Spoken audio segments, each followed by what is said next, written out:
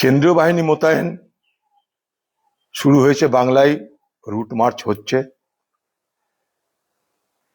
আমরা জানি পশ্চিমবঙ্গে পঞ্চায়েত ভোট হয় না, মানে হতে দেওয়া হয় না। মানুষ সেখানে ভোট দিতে পারে না, মানুষ সেখানে ভোটে দাঁড়াতে পারে না।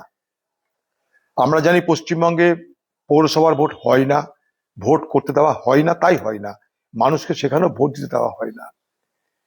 কোঅপারেটিভ নির্বাচন সমেত পশ্চিমবঙ্গে যত স্থানীয় নির্বাচন হয়, অর্থাৎ যে সমস্ত নির্বাচনে রাজ্যের নির্বাচন কমিশনের আওতায় হয়, সেখানে ভোট হয় না। সেখানটায় ভোটের নামে প্রহসন হয়, পরিহাস হয়। তাই পশ্চিমবঙ্গে মাত্র দুটো ভোট হয়, একটা বিধানসভা, একটা লোকসভা, যেখানে মানুষ মনে করলে ভোট দিতে পারে। সেখানেও সাহসের দরকার, কারণ দেখা যায় তাদের ভোট তৃণমূল আগে থেকে গিয়ে দিয়ে দিচ্ছে, প্রক্সি ভোট। বুথে যাওয়ার আগেই তাদের ভোট দেওয়া হয়ে যায়। যখন তারা বুথে যায় তখন বলে দেওয়া হয়, আপনার ভোট দেওয়া হয়ে গেছে, বাড়ি যান, বেকার ঝামেলা করে লাভ কি। তো সেই জায়গায় দাঁড়িয়ে বুথে বুথে অবৈধ ভোটারের, প্রক্সি ভোটারের প্রবেশ নিষিদ্ধ করার কিন্তু ব্যবস্থা করতে হবে। শুধু বাইরে বাইরে ফৌজ ঘুরল, ভোট নিরপেক্ষ হয়ে গেল, অবাধ হয়ে গেল, ব্যাপারটা তা কিন্তু হয় না। ফৌজ বাইরে ঘুরতে পারে, কিন্তু ভিতরে অপারেশন হবে।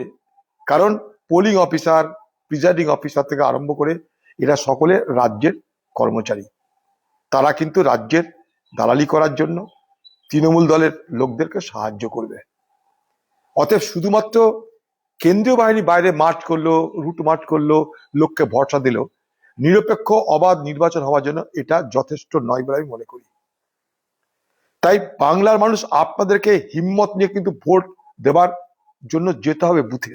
বুথে যদি দেখেন আপনার ভোট পড়ে গেছে, ওইখানে আপনাকে চেস করতে হবে নির্বাচনী যারা দায়িত্বে আছে তাদেরকে, অর্থাৎ প্রিজাইডিং অফিসার, পোলিং অফিসারকে।